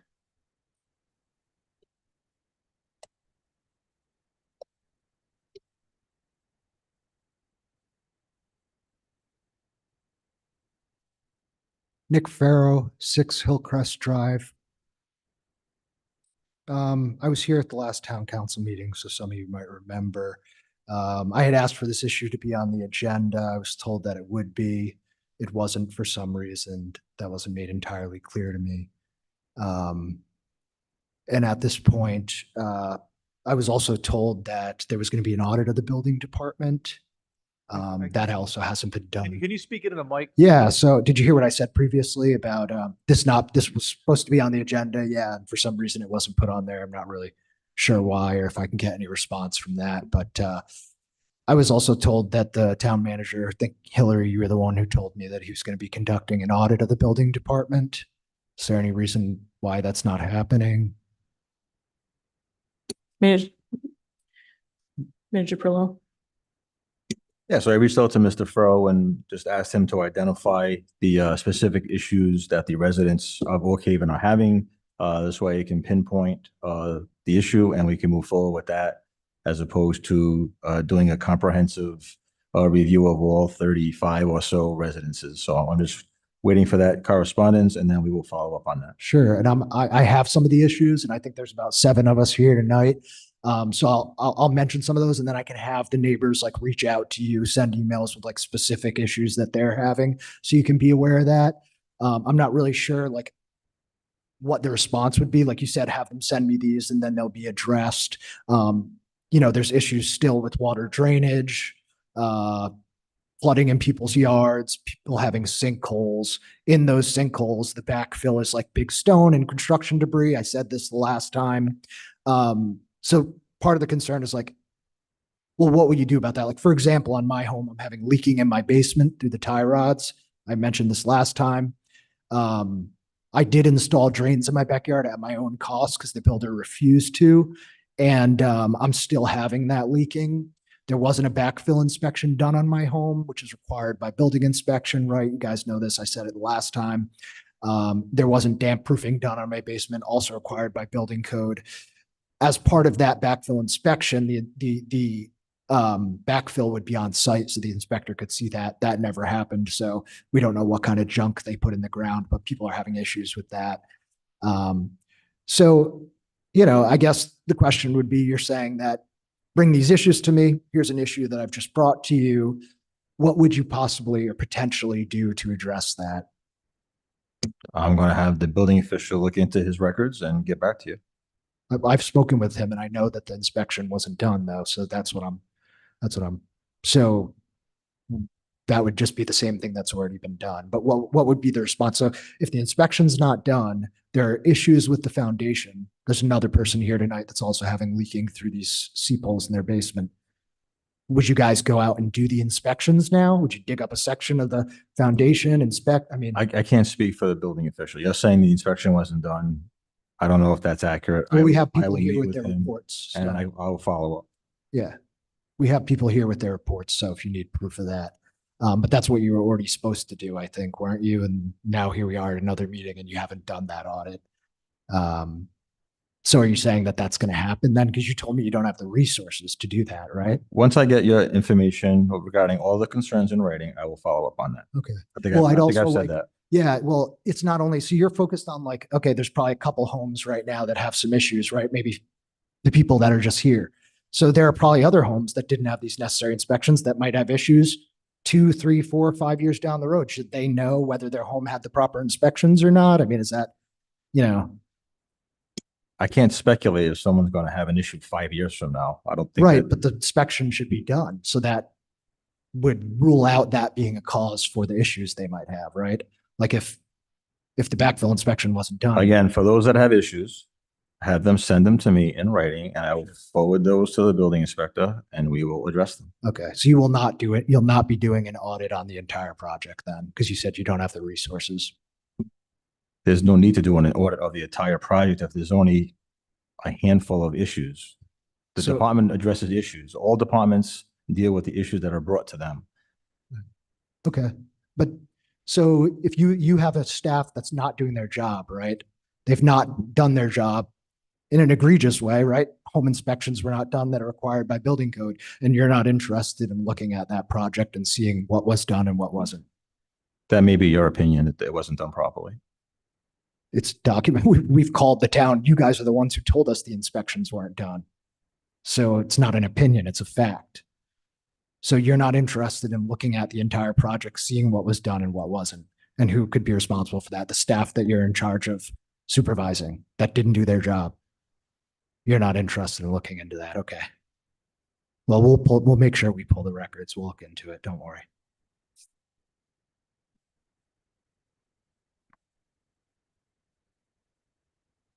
The other question I had is, so, you know, this builder, Bob DeBloy, he built a neighborhood. I think it was Oak Haven. Hillary, you were telling me about the neighborhood that he built down the road previous to ours, and there were tons of issues there. Why would, if he built a neighborhood down the road in Coventry and there were all of these issues going on with that, why would you not go out and do inspections for this project? So you have a builder you know there's been issues with, right? And now he's building another neighborhood. And you're like, hey, we don't have to go out and do the inspections. We can try. I mean, what's the rationale behind that? I'm sure Mr. Du Bois is following the same process that every other contractor follows, and we're doing the proper inspections and permitting with every other project. Did you, Hillary, tell me that there were lots of issues on the previous neighborhood that was done? I had received complaints, correct? You had received complaints, right? So the town was aware there were complaints on a previous neighborhood, and now he's building another one and you don't go out and do the inspections? That doesn't sound right.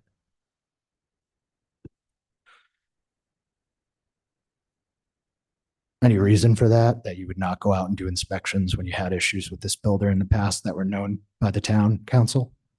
We do inspections for every project. Okay. So why was I told the inspection wasn't done on my home then? The backfill inspection that's required by building code if you do inspections on every project? Did you have other questions, comments? I just asked one. We can't get into a back and forth. We cannot have a meeting within a meeting. I know, that's why I asked for it to be on the agenda. I've seen the correspondence that the town manager sent you on why it was not going to be an item tonight. Because he wanted specific issues. He was supposed to present on the audit tonight. That's what you told me he was going to do. That has nothing to do with, so the audit of whether his staff did their job or not, that's required by building code. And the issues people are having are two separate problems. And from what I Excuse me. understood. You asked, he told you, if you and those who are having issues forward your issues with your builds to him, it sounds like he's going to conduct an audit of those issues and figure out where things went wrong in the process. That's what he's telling you. So he's gonna, so that's, again, that's two separate. So So he's gonna address the issues people are He's having. asked you to, Who's gonna look into the fact that inspections weren't done and who's responsible for that? No one cares. No one cares if there was a building inspector out there not doing inspections on people's homes. Nobody up here cares. this is no longer productive. Yeah. He's asked you to, and your neighbors All to right. send along your concerns. And he is then going to figure Okay, out I'll pull the where, records. I'll figure out what was done and what wasn't. We'll make that public so that everybody knows. Thank you. thanks. Any other public comment?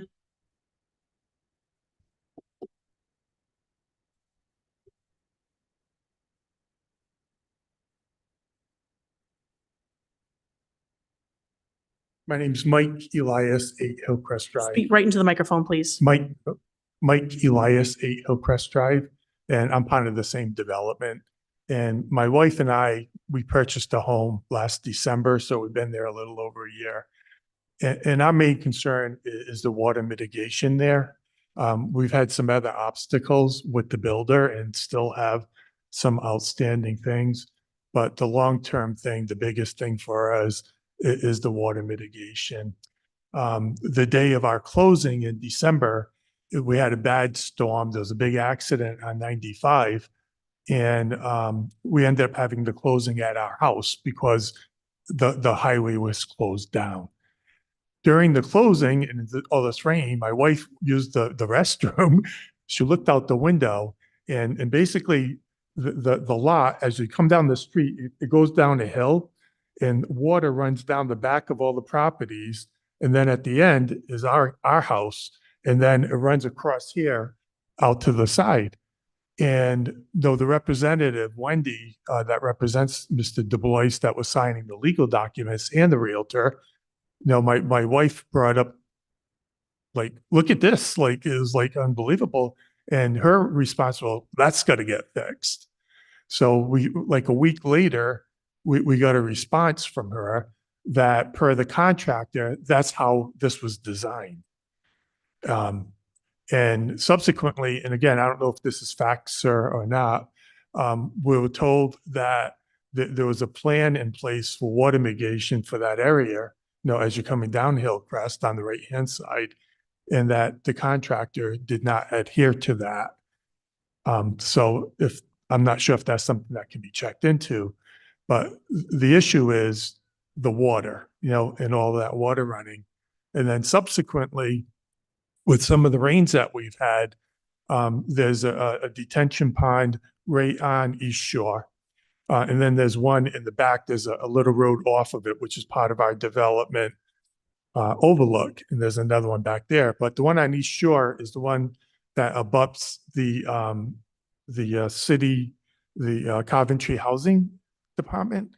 And like, even when there's not like a ton of rain, like those things get full. And when there's a lot of rain, like we have pictures, those detention ponds, they're over the top. Like it's going from one to the other. And then unfortunately, stereotypically, even those folks that are at the housing development, they're not people of means, and my understanding is that that's all built on a slab. And so that's an area of concern for them also. My wife has done a little bit of research, and again, sir, you can confirm this or not.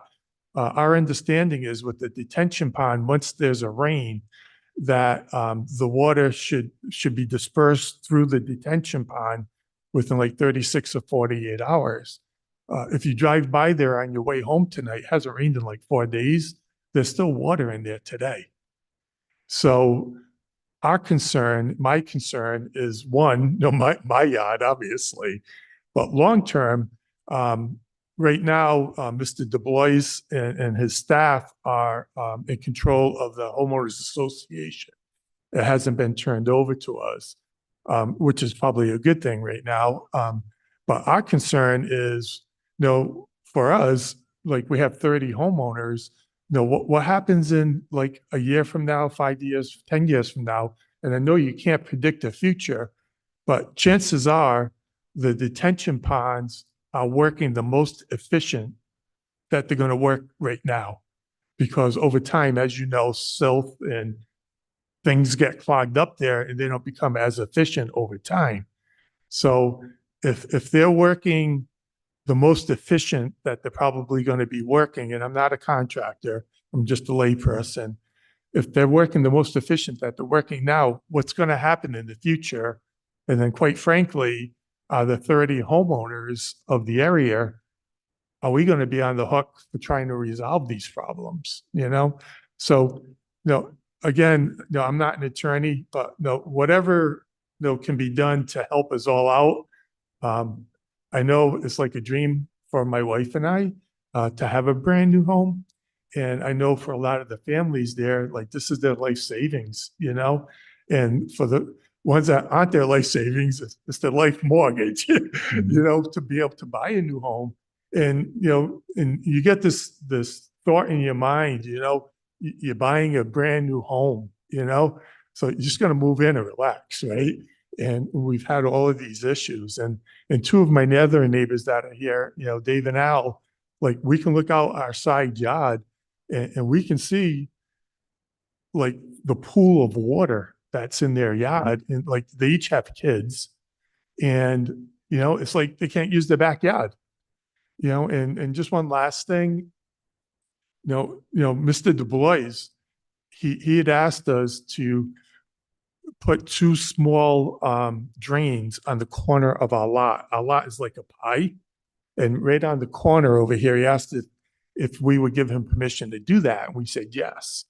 So long story short, he ended up coming in without our knowledge and without our permission. He cut down 7 trees in our backyard, which is beyond the zone.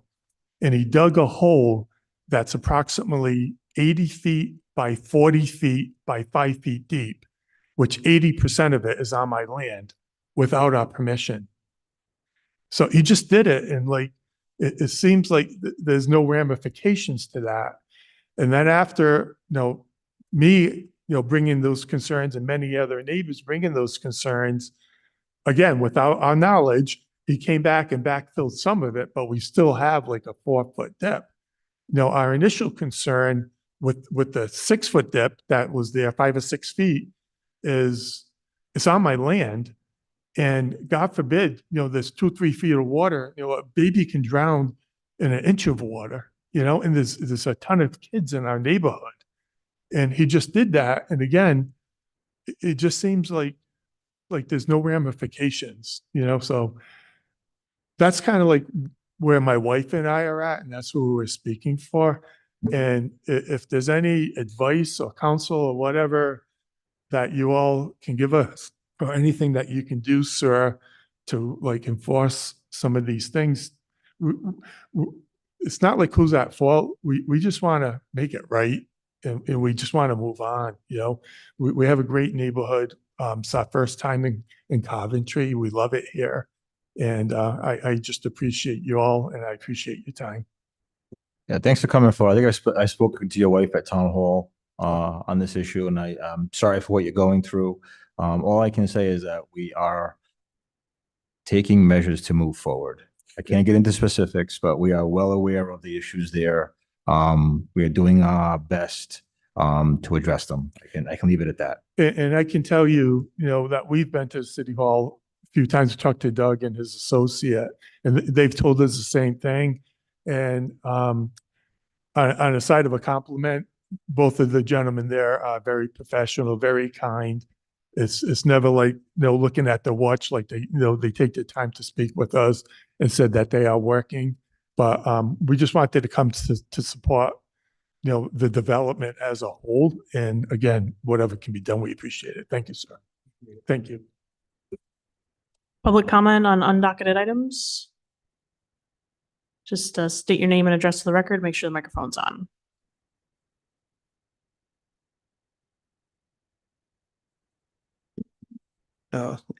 Hello, Al Schiavone, 262 East Shore Drive in Coventry. I actually give a lot of credit, more to Mike, but Nick also, because I felt like they came up here with a great deal of respect and calmness. And I'm going to be honest, I think respect is a two-way street, and I can tell just by the look of the majority of you that you really can't wait to get out of here and you truly don't care what myself and the other homeowners have gone through. Because if you did, there would be action. Doug, the building inspector, Chuck, who lied to me about, I would pretty much say, pre-backfill inspection not conducted, building form not conducted, building final, fail. This is after Chuck told me that all the inspections on my property were done. Then I proceeded to ask him for the inspections. And I see that close to 75 to 80% of the inspections either passed or were not done entirely. Okay, it's absolutely unacceptable. My backyard has been a back end to the school since I bought that property. I paid $4,500 extra so I could have a full 1 acre lot for my 3 kids. And I'm not going to mince words.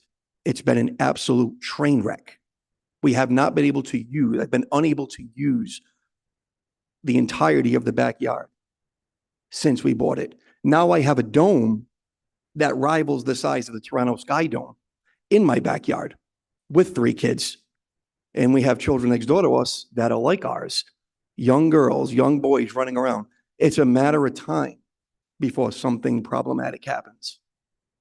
After you guys gave a cease and desist letter to Bob, he proceeded to go onto my property and attempt to rectify the water issue. You guys blamed him. He blamed you. It was from the school. It was the school's water. It was his water. The side of the yard wasn't. It's just a back and forth with no solutions. So Bob came on, not to my approval, came on, installed the dome drain that doesn't work. And that's what I'm dealing with now. Now, we don't get water from the school, but I still have water coming in to the back of my yard. I have to pause the process of installing a pool deck because my contractor doesn't believe that the grounds are sturdy enough because of the ignorance. And it's not ignorance because it's just a lack of care, and it just continuously gets pushed to the side because you have your houses, you're fine, and that's all that matters. Same with Bob. Bob's a piece of trash. Bob's a piece of garbage. You knew this before he went to the Oaks because you, Hillary, spoke with Nick, and Nick was made aware of all the problems and the fact that his bond was taken away at the previous development. So why are we to think that this would be any different? You sit here and you say that all the people that work for you in the town and Bob, along with other contractors, follow all laws and expectations of inspections. You know that is untrue, but it's easy for you to say the rhetoric, just a typical bureaucratic bullshit. Inspections are done. Everybody does things to code, blah, blah, blah, blah, blah. You go on and live your life. And in the meantime, our families are inconvenienced. It's pathetic. You should be embarrassed, but I know you're not because I know you really don't care. That's all I have to say. Public comment on docketed items, come forward to the microphone, state your name and address for the record. Anyone on Zoom, Mr. Houghton? Public comment on undocketed items going once? Twice?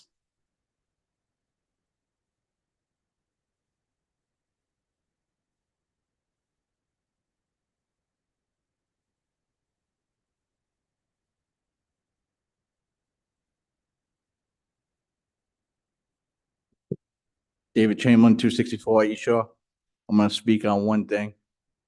I'm a contractor, and every process has an inspection. If that inspection isn't done, you don't go to the next step.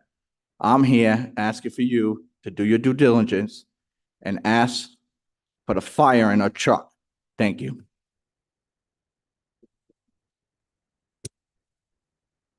Last call, public comment on undocketed items.